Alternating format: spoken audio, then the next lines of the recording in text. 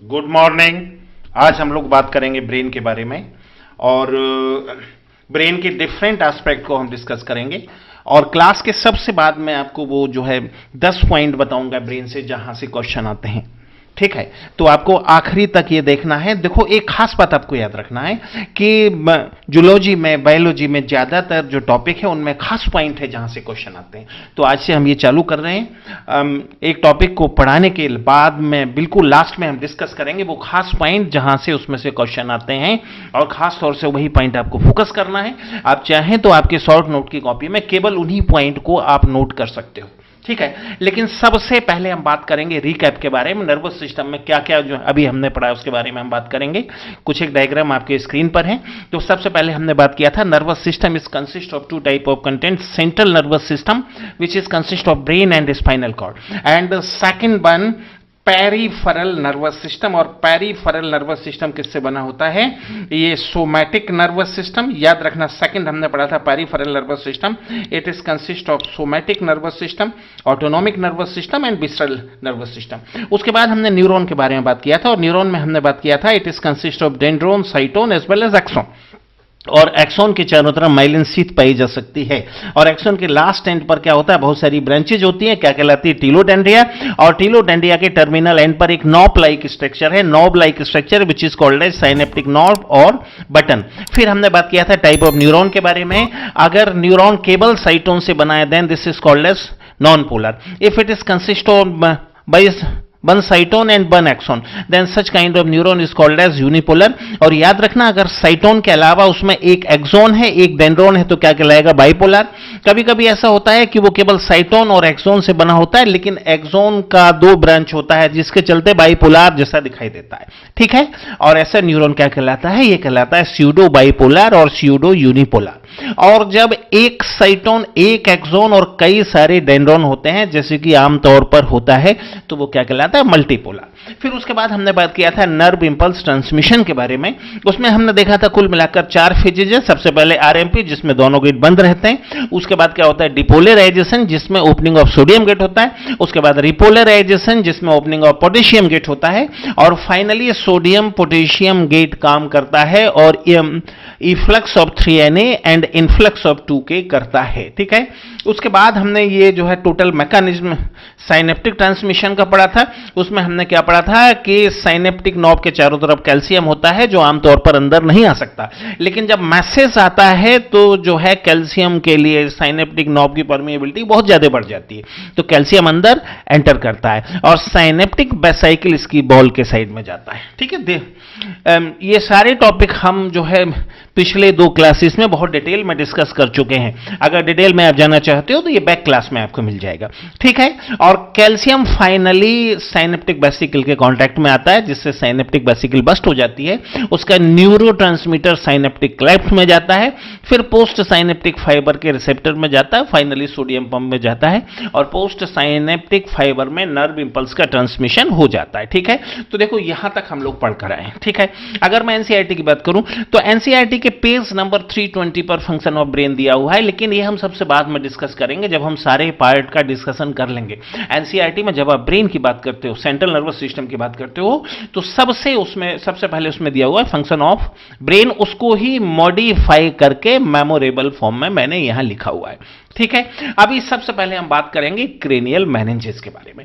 अब एक बात याद रखना, covering of brain as well as spinal cord are called as meninges. अच्छी तरह से याद रखना है कि ब्रेन का जो कवरिंग है, वो क्या कहलाता है? ब्रेन का कवरिंग कहलाता है मेनिंजेस। अगर मैं आउटसाइड टू इनसाइड जाता हूं, मतलब ब्रेन में या स्पाइनल कॉर्ड में बाहर के साइड से अंदर के साइड में जाता हूं, तो ब्रेन में सबसे बाहर क्या दिखाई देगा? क्रेनियम दिखाई देगा, जो कि बोन से बना होता है। क्रेनियम के बाद एक मेम्ब्रेन है, और ये मेम्ब्रेन क्या कहलाता है? ये मेम्ब्रेन कहलाता है ड्यूरामेटर। ठीक है, उसके बाद फिर एक मेम्ब्रेन है ड्यूरामेटर के बाद, जिसका नाम है अरेक्नॉइड। और सबसे अंदर ब्रेन के साइड में एक मेम्ब्रेन है जिसका लगभग कंप्लीट फ्यूजन ब्रेन के साथ में हो जाता है, और ये क्या कहलाता है? This is called as pia mater. इस बात को दिमाग में सेट करके रखना है। अब एक बात याद रखना, एक स्पेस है क्रेनियम और ड्यूरामेटर के बीच में, और ये कैविटी कहलाती है एपीड्यूरल कैविटी। अब एक बात यहां पे याद रखना है, एपी मतलब क्या होता है? एपी मतलब होता है अबव, एपी मतलब बाहर के साइड में या ऊपर के साइड में, इस बात को दिमाग में सेट करके रखना है। इसी तरह सब का मतलब क्या होता है? सब का मतलब लोअर, ठीक है। तो याद रखना ड्यूरामेटर के बाहर के साइड में जो cavity, this is called as epidural cavity, और ड्यूरामेटर और अरेक्नॉइड के बीच में जो कैविटी है दिस इज कॉल्ड एज सब ड्यूरल कैविटी, क्योंकि सब का मतलब क्या होता है? विद इन और लोअर, और ये ड्यूरामेटर के नीचे तो उसका नाम हो गया सब ड्यूरल। और एक कैविटी है अरेक्नॉइड और पायामेटर के बीच में, दिस इज कॉल्ड एज सब अरेक्नॉइडल कैविटी, क्योंकि ये अरेक्नॉइड के नीचे पाई जाती है। तो याद रखना कुल मिलाकर ब्रेन के चारों तरफ 3 स्ट्रक्चर हैं। सबसे बाहर क्या है? क्रेनियम, उसके बाद क्या है? ड्यूरामेटर, उसके बाद क्या है? अरेक्नॉइड, और उसके बाद क्या है? पायामेटर। अब यहां पर एक बात याद रखना, अगर मैं स्पाइनल कॉर्ड की बात करूंगा तो स्पाइनल कॉर्ड में क्रेनियम की जगह वर्टिब्री आ जाएगा। तो कुल मिलाकर सेंट्रल नर्वस सिस्टम के चारों तरफ कितनी कवरिंग पाई जाती है? 4 कवरिंग पाई जाती है, जिसमें आउटर मोस्ट क्या है? भूनी कवरिंग है, और बाकी सब मेम्ब्रेन है जो मेनिंजेस कहलाती है, ठीक है। फिर इसी का डायग्राम हमने डिटेल में बताया। देखो सबसे बाहर क्या हुआ? क्रेनियम। क्रेनियम के बाद क्या रहेगा? ड्यूरामेटर रहेगा। ड्यूरामेटर के बाद क्या रहेगा? अरेक्नॉइड रहेगा, और अरेक्नॉइड के बाद क्या रहेगा? पायामेटर रहेगा। इस बात को अच्छी तरह से याद रखना। और बिल्कुल सेंटर पर जो आपको दिखाई दे रहा है ये ब्रेन दिखाई दे रहा है, इस बात को याद रखना। यहां मैंने लिखा हुआ है LML। ये 3 एपर्चर हैं जिनका नाम है फोरामेन ऑफ लस्का, फोरामेन ऑफ मेजेंडी और फोरामेन ऑफ लस्का, ठीक है। अब यहां पे एक बात पे ध्यान देना, अगर मैं अरेक्नॉइड की बात करूं तो अरेक्नॉइड में कुछ खास तरह का स्ट्रक्चर इस तरह से बना हुआ है। किसमें बना हुआ है? अरेक्नॉइड में बना हुआ है, ठीक है। और ये खास तरह का स्ट्रक्चर क्या कहलाता है? This is called as pacchionian body और अरेक्नॉइडल बिलाई, ठीक है। और ड्यूरामेटर में खास तरह का स्पेस है जिसका नाम है क्रेनियल बीनस साइनस। अब एक बात याद रखना, जो अरेक्नॉइडल बिलाई है ये किसको कनेक्ट करता है? ये क्रेनियल बीनस साइनस को कनेक्ट करता है। जब ब्लड के अंदर पाया जाने जब जो है ब्रेन के अंदर पाया जाने वाला सेरिब्रोस्पाइनल फ्लूइड बाहर निकलता है तो कहां जाएगा? सबसे पहले LML से कहां जाएगा? सब अरेक्नॉइडल कैविटी में जाएगा, फिर पैकिनियन बॉडी में जाएगा, फिर पैकिनियन बॉडी से कहां जाएगा? ये क्रेनियल बीनस साइनस में जाएगा। इस बात को अच्छी तरह से दिमाग में सेट करके रखना है, ठीक है। फिर इसका एक छोटा सा हिस्सा हमने बनाया। आउटर मोस्ट लेयर क्या हुआ? आउटर मोस्ट लेयर हुआ क्रेनियम, उसके बाद क्या हुआ? ड्यूरामेटर, ड्यूरामेटर के बाद क्या? अरेक्नॉइड, अरेक्नॉइड के बाद क्या? पायामेटर, ठीक है। क्रेनियम के बाहर की जो कैविटी है this is called as epicranial cavity, और उसके अंदर की कैविटी क्या कहलाती है? एपीड्यूरल कैविटी, ठीक है। ड्यूरामेटर और अरेक्नॉइड का बीच का कैविटी क्या कहलाता है? सबड्यूरल कैविटी, और अरेक्नॉइड और पायामेटर के बीच का कैविटी क्या कहलाता है? सब अरेक्नॉइडल कैविटी। ये सारे पॉइंट अच्छी तरह से दिमाग में सेट करके रखना है, ठीक है। फिर हम लोग आगे बढ़ेंगे और अब हम बात करेंगे ब्रेन के पार्ट को। देखो आप लोगों को अच्छी तरह से मालूम है ब्रेन को हम कैटेगराइज करते हैं कितनी कैटेगरी में? 3 कैटेगरी में हम ब्रेन को कैटेगराइज करते हैं। पहला कैटेगरी कौन सा हुआ? Fore brain. दूसरा कैटेगरी कौन सा है? Mid brain. और तीसरा कैटेगरी कौन सा है? याद रखना तीसरा कैटेगरी है हाइंड ब्रेन, ठीक है। अब अगर मैं फोर ब्रेन का बात करूं तो ट्रेडिशनली फोर ब्रेन में 3 कंटेंट माने जाते हैं। 2 कंटेंट माने जाते हैं traditionally. Number 1 cerebrum and number 2 diencephalon. ये याद रखना traditionally in nervous system forebrain is considered as consist of 2 part, cerebrum as well as diencephalon. लेकिन एनसीईआरटी ने इसको थोड़ा सा मॉडिफाई कर दिया। एनसीईआरटी ने क्या किया? डाइनसेफेलॉन को यहां गायब कर दिया।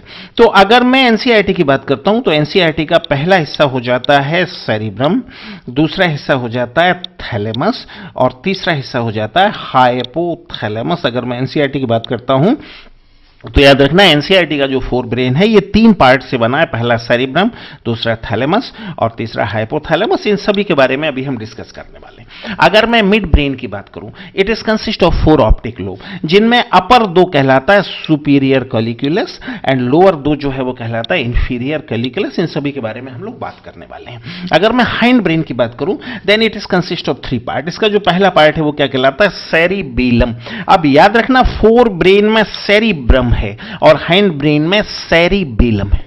दूसरा क्या कहलाता है, पोन्स बैरोलाई, जिसको कॉमनली हम पोन्स कहते हैं, और तीसरा क्या कहलाता है, मेडुला ऑब्लोंगेटा। तो कुल मिलाकर इतने part brain of human being में पाए जाते हैं। अब हमें इनका डिटेल डिस्कस करना है, इसके बारे में बात करेंगे। तो सबसे पहले हम लोग बात कर रहे हैं किसके बारे में, cerebrum and cerebral hemisphere.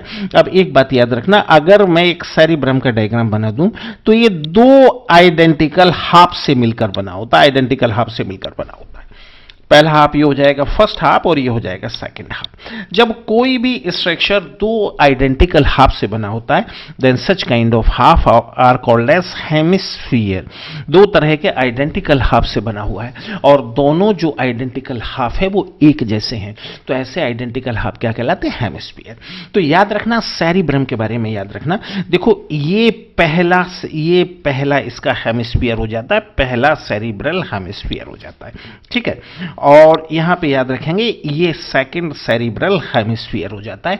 2 hemisphere इसमें पाए जाते हैं, ठीक है। अब देखो दोनों हेमिस्फीयर को जोड़ने वाला एक स्ट्रक्चर है, बैंड लाइक स्ट्रक्चर है, this is called as corpus callosum. ये दोनों सेरिब्रल हेमिस्फीयर को जोड़ने वाला एक बैंड लाइक स्ट्रक्चर है, ये क्या कहलाता है, कॉर्पस कैलोसम कहलाता है। इस बात को अच्छी तरह से याद रखना, ठीक है। और हेमिस्फीयर के अंदर की जो कैविटी है वो क्या कहलाती है, वो कहलाती है फर्स्ट वेंट्रिकल और पैरासील और लेटरल वेंट्रिकल। ध्यान से मेरी बात देखना, अभी हम सेरिब्रम के स्ट्रक्चर के बारे में डिस्कस कर रहे हैं। किसके बारे में बात कर रहे हैं, सेरिब्रम के बारे में बात कर रहे हैं। सेरिब्रम 2 आइडेंटिकल हाफ से बना है, जो क्या कहलाता है, सेरिब्रल हेमिस्फीयर। ये फर्स्ट हो जाएगा, ये सेकंड हो जाएगा। सेरिब्रल हेमिस्फीयर दोनों को जोड़ने वाला स्ट्रक्चर क्या हुआ, कॉर्पस कैलोसम। इस बात को याद रखना, बहुत ज्यादा क्वेश्चन इसके ऊपर आते हैं। और उसके अलावा जो सेरिब्रल हेमिस्फीयर की कैविटी है, this is called as band first ventricle और पैरासील और लेटरल वेंट्रिकल। और दूसरे सेरिब्रल हेमिस्फीयर की जो कैविटी है, this is called as second ventricle और पैरासील और लेटरल वेंट्रिकल। तो याद रखना सेरिब्रम के अंदर फर्स्ट एंड सेकंड वेंट्रिकल पाए जाते हैं और उसके अलावा क्या पाया जाता है, उसके अलावा पाया जाता है कॉर्पस कैलोसम, ठीक है।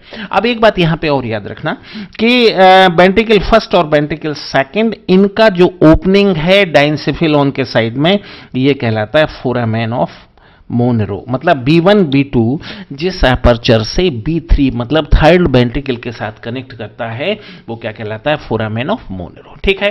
फिर उसके बाद हमने यहां पर सेरिब्रम का टीएस लिया है। अगर मैं सेरिब्रम का टीएस लेता हूं तो देखो सेंटर पर आपको क्या दिखाई देगा, अगर मैं सेरिब्रम का टीएस लेता हूं तो सेंटर पर क्या दिखाई देगा, सेंटर पर आपको B1 और B2 ये दोनों वेंट्रिकल आपको दिखाई देंगे। अगर आप बाहर के साइड में पढ़ते हो तो सेरिब्रम का जो आउटर साइड है ये कहलाता है ग्रे मैटर। आखिर ये ग्रे मैटर क्यों कहलाता है, इसको हम जान लें। देखो सेरिब्रम में बहुत ज्यादा संख्या में न्यूरॉन पाए जाते हैं और जो भी न्यूरॉन पाए जाते हैं उनके साइटोन कहां पाए जाते हैं, इस बात को याद रखना। जो भी न्यूरॉन यहां पाए जाएंगे उनका साइटोन कहां पाया जाएगा, उनका साइटोन बाहर के साइड में पाया जाएगा, ठीक है। और साइटोन का कलर कैसा होता है, ग्रे होता है, ठीक है। तो ये कहलाएगा ग्रे मैटर। इसको हम और इसके ग्रे मैटर को हम कॉर्टेक्स भी कह सकते हैं, ये कॉर्टेक्स भी कहलाता है।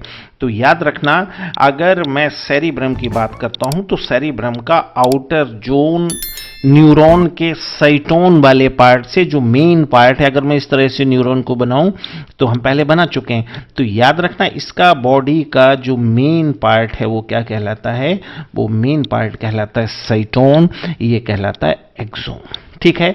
तो इसमें याद रखना जो बाहर का ग्रे मैटर या कॉर्टेक्स है, तो कॉर्टेक्स में क्या पाया जाता है, साइटोन।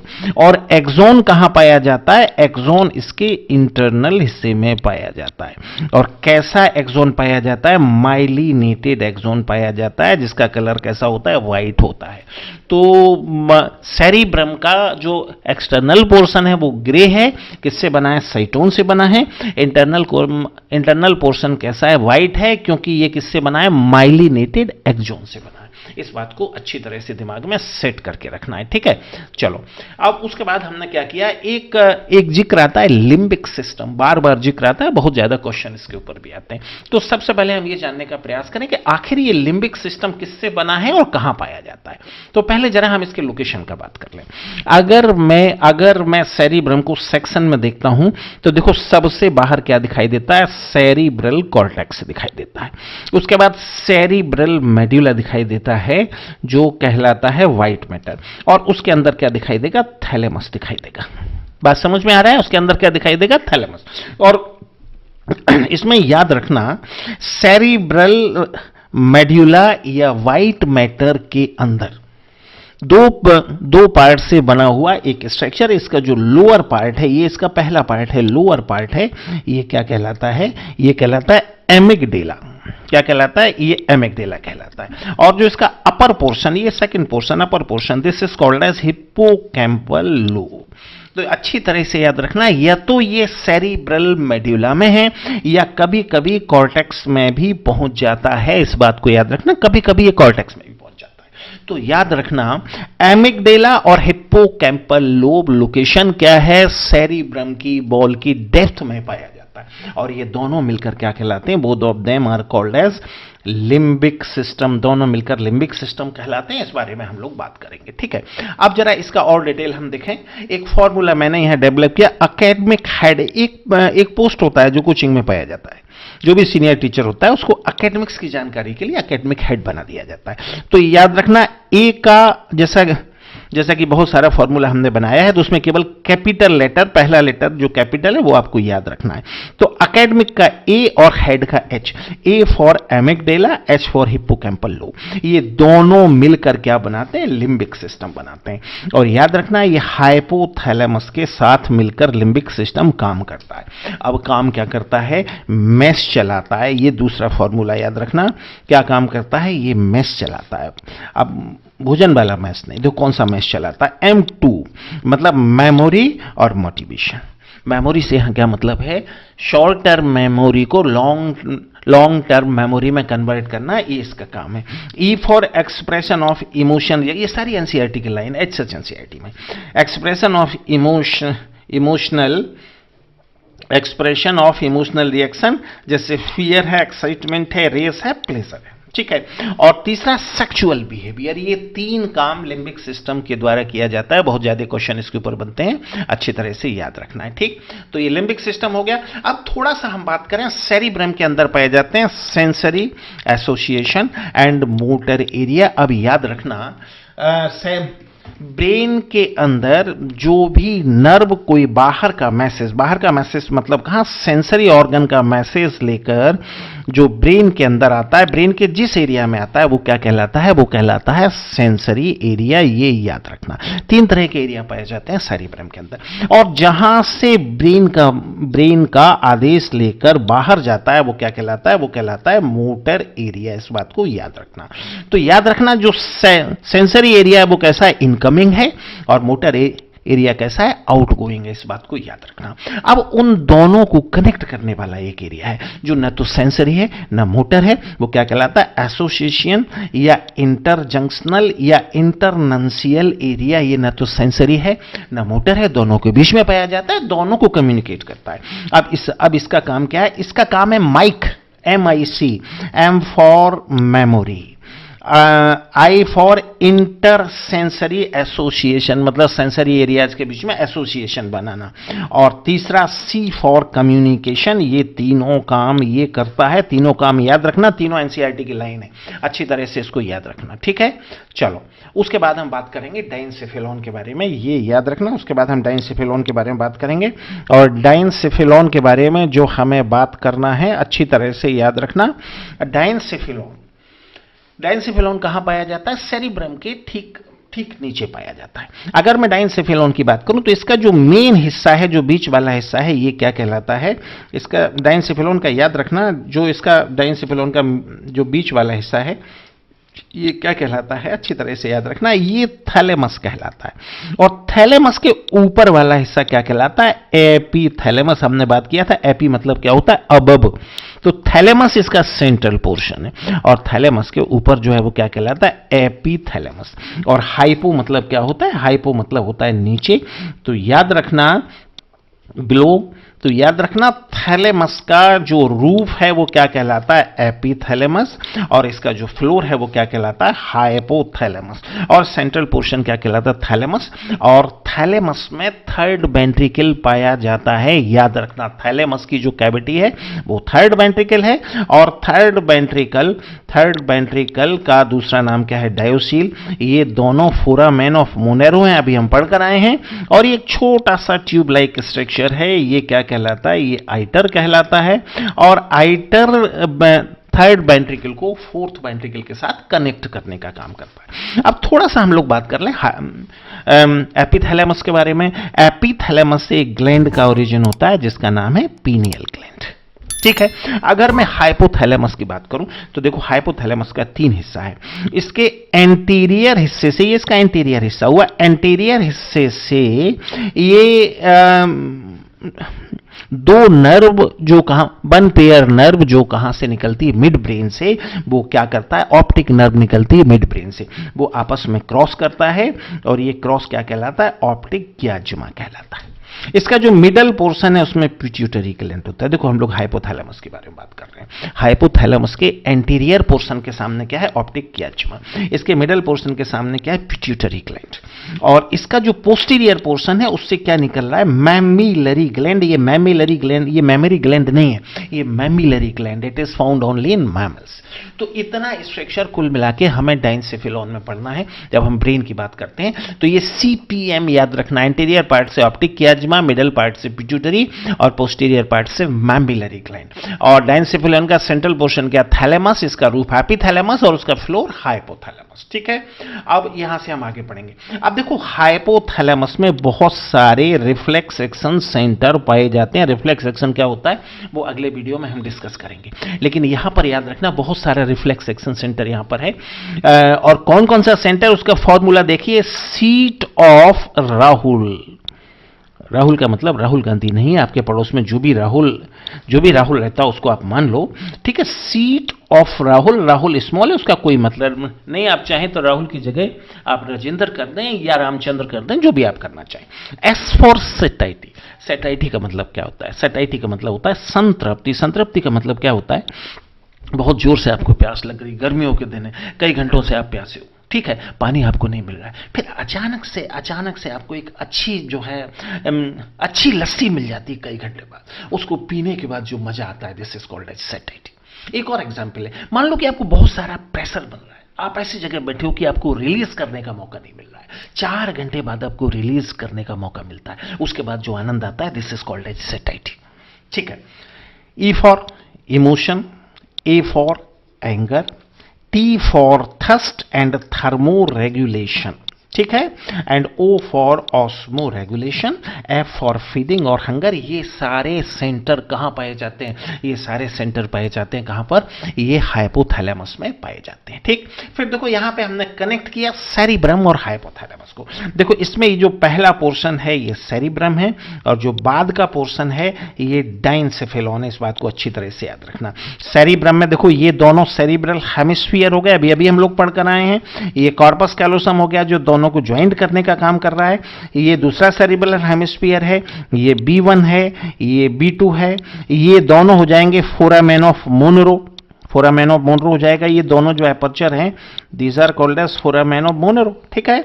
और ये डायनसेफेलन का जो सेंट्रल पोर्शन है क्या कहलाता है, थैलेमस, और इसकी कैविटी क्या कहलाती है, डायोसील और B3। इसका रूफ क्या कहलाता है, एपिथैलेमस, और फ्लोर क्या कहलाता है, हाइपोथैलेमस। तो इनका कंबाइंड डायग्राम यहां पे हमने देखा है ताकि बेहतर हम समझ सकें। उसके बाद हम लोग बात कर रहे हैं mid brain and hind brain की बात। देखो यहां मैंने बनाया B3 किसमें पाया जाता है, अभी हमने बात किया डायनसेफेलन की जो कैविटी है वो B3 कहलाती है।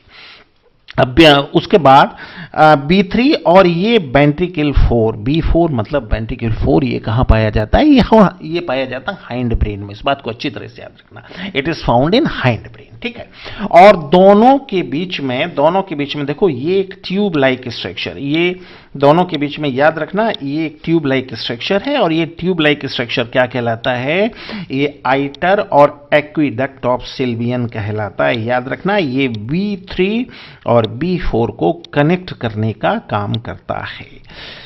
आइटर के अपर साइड में देखो 4 ऑप्टिक लोब पाए जाते हैं। ये optic lobe number 1, number 2, number 3 and number 4, और इन चारों से मिलकर मिड ब्रेन बनता है। चारों लोब को मिलाकर हम क्या कहते हैं, कॉर्पोरा क्वाड्रीजेमिना, क्वाड्री मतलब 4, और 4 ऑप्टिक लोब, इस बात को याद रखना है, ठीक है। फिर फोर्थ वेंट्रिकल के अगर अपर साइड में हम पढ़ेंगे तो हमें क्या मिलेगा, सेरिबेलम मिलेगा। अगर हम लोअर साइड में जाएंगे तो हमें क्या मिलेगा, याद रखना पोन्स बैरोलाई और मेड्यूला ऑब्लोंगेटा। और मेड्यूला ऑब्लोंगेटा से ओरिजिन होता है, किसका ओरिजिन होता है, स्पाइनल कॉर्ड का ओरिजिन मेड्यूला ऑब्लोंगेटा से होता है, ठीक है। एक डायग्राम यहां हम और बनाएंगे मिड ब्रेन का, मतलब अब थोड़ा सा हम लोग बात कर लें किसके बारे में, ब्रेन स्टेम के बारे में। देखो ये आइटर और एक्विडक्ट ऑफ सिल्वियन, उसके ऊपर ये मिड ब्रेन है जो 4 ऑप्टिक लोब से बना हुआ है, 1 2 3 4, 4 ऑप्टिक लोब से बना है। उसके बाद ये पोन्स बैरोलाई है, ये B4 है, और ये मेड्यूला ऑब्लोंगेटा है। अब याद रखना number 1 midbrain, number 2 pons, number 3 medulla oblongata, ये तीनों मिलकर कहलाते हैं ब्रेन स्टेम। याद रखना midbrain plus pons plus medulla, ये मिड ब्रेन कहलाता है। ये क्या कहलाता है, ये ब्रेन स्टेम कहलाता है। और ये माना जाता है कि ब्रेन स्टेम से ओरिजिन होता है, किसका ओरिजिन होता है, ब्रेन स्टेम से ओरिजिन होता है स्पाइनल कॉर्ड का। अब एक बात और यहां पे याद रखना, हमने पढ़ा था सेरिब्रम में आउटर साइड पर क्या होता है, ग्रे मैटर, और इनर साइड में क्या होता है, व्हाइट मैटर। अगर मैं बात करूं ब्रेन स्टेम की तो यहां पर ये जो सीक्वेंस है ये क्या होगा, रिवर्स हो जाएगा। आउटर साइड में क्या रहेगा, व्हाइट मैटर, इनर साइड में क्या रहेगा, ग्रे मैटर, और यही सीक्वेंस स्पाइनल कॉर्ड में भी पाया जाता है। इस बात को अच्छी तरह से याद रखना, ठीक है। फिर हमने एक बार फिर से बात किया मिड ब्रेन का। देखो ये आइटर और एक्विडक्ट ऑफ सिल्वियन, और ज्यादा अंडरस्टैंडिंग के लिए हम लोग बात कर रहे हैं, ठीक है। ये आइटर, उसके ऊपर ये देखो 4 जो है 4 ऑप्टिक लोब हैं, जिनमें जो अपर ऑप्टिक लोब है ये क्या कहलाते हैं, ये कहलाते हैं सुपीरियर कॉलिक्युलस। ये क्या काम करते हैं, ये विजन का काम करते हैं, ठीक है। और नीचे वाले लोब क्या कहलाते हैं, इंफीरियर कॉलिक्युलस। ये hearing of loud sound, loud sound का मतलब जैसे एरोप्लेन का साउंड आता है, डीजे का साउंड आता है, तो उसको सुनने का काम ये करता है। नॉर्मल साउंड को सुनना इसके हिस्से में नहीं आता, ठीक है। फिर हमने हाइंड ब्रेन का एक अलग सा डायग्राम बनाया। देखो ये हुआ B4 और 4th वेंट्रिकल, ये B4 हुआ। उसके ऊपर देखो क्या है, ऊपर देखो क्या है, सेरिबेलम, और सेरिबेलम के अंदर बहुत ज्यादा कन्वोल्यूटेड स्ट्रक्चर है जो क्या कहलाता है, व्हाइट मैटर ट्रैक्ट। अगर मैं पोन्स बैरोलाई के बारे में बात करूं तो देखो पोन्स बैरोलाई से बहुत सारे थ्रेड लाइक स्ट्रक्चर निकलते हैं और ब्रेन के अलग अलग पार्ट में जाते हैं। ये पोन्स बैरोलाई का इंटरकनेक्टेड फाइबर यहां पोन्स बैरोलाई में पाए जाते हैं और ब्रेन के अलग अलग हिस्से को पोन्स से कनेक्ट करते हैं, और सबसे बाद में मेड्यूला ऑब्लोंगेटा हो जाता है। ये हाइंड ब्रेन का डायग्राम यहां पर कंप्लीट हो जाता है। फिर एक डायग्राम हम यहां बात करेंगे वेंट्रिकल ऑफ ब्रेन। देखो ये B1 और B2, ये B1 और B2 ये दोनों वेंट्रिकल कहां पाए जाते हैं, सेरिब्रम में पाए जाते हैं। B3 कहां पाया जाता है, B3 पाया जाता है डायनसेफेलॉन में, थैलेमस में। और इन तीनों को जोड़ने का काम कौन करता है, हमने बात किया था, इन तीनों को जोड़ने का काम करता है foramen of Monro. Foramen of Monro इन तीनों को जोड़ने का काम करता है। और B4 कहां पाया जाता है, हाइंड ब्रेन में, सेरिबेलम, पोन्स बैरोलाई और मेड्यूला ऑब्लोंगेटा के बीच में। और B3 और B4 को जोड़ने का काम कौन करता है, आइटर और एक्विडक्ट ऑफ सिल्वियन। ठीक है। अब एक बार ब्रेन के सारे हिस्से को अगर हम एक साथ देखना चाहें डायग्रामेटिक रिप्रेजेंटेशन, तो ये ऐसे दिखाई देगा। देखो, ये cerebral hemisphere, epithalamus, thalamus, hypothalamus, hypothalamus से हमने यहाँ केवल पिट्यूटरी का ओरिजिन दिखाया, यहाँ पीनियल। उसके बाद ये 1 2 3 4, 1 2 क्या हो जाएगा, सुपीरियर कॉलिकुलस, 3 4 क्या हो जाएगा, इंफीरियर कॉलिकुलस। उसके बाद ये सेरिबेलम, उसके बाद पॉन्स बैरोलाई, पॉन्स बैरोलाई के बाद क्या आएगा, मेडुला ऑब्लोंगेटा। अब एक लास्ट डायग्राम हम लोग देखेंगे जिसमें हम बात करेंगे ब्रेन का ओरिजिनल डायग्राम जैसा होता है। अगर मैं ओरिजिनल डायग्राम की बात करूं तो ब्रेन का जो कैप है, जो अपर पार्ट है, वो किससे बनता है, सेरिब्रम से बनता है। इस बात को याद रखना। अगर मैं ओवरऑल ब्रेन के डायग्राम की बात करूं तो इसका जो अपर पार्ट है वो किससे बनता है, सेरिब्रम से बनता है। और जहां पर सेरिब्रम खत्म होता है वहां पर सेरिबेलम शुरू हो जाता है। सेरिबेलम को आमतौर पर हम बोलते हैं छोटा ब्रेन। बॉलीवुड की फिल्मों में अक्सर एक डायलॉग आप सुनते हो, पीछे थप्पड़ मत मारो छोटा ब्रेन है, तो वो वास्तव में क्या, सेरिबेलम। ठीक है। अब देखो, अगर कॉर्पस कैलोसम के अंदर मैं बात करूं तो ये जो स्ट्रक्चर है, दिस इज कॉल्ड एज, अगर मैं सेरिब्रम के अंदर बात करूं तो ये स्ट्रक्चर हुआ कॉर्पस कैलोसम। कॉर्पस कैलोसम के नीचे थैलेमस, थैलेमस के नीचे है हाइपोथैलेमस, हाइपोथैलेमस के बाद ये हुआ मिड ब्रेन, मिड ब्रेन के बाद ये पोन्स और ये मेडुला ऑब्लोंगेटा, और यहां से ओरिजिन हो जाता है किसका, स्पाइनल कॉर्ड का।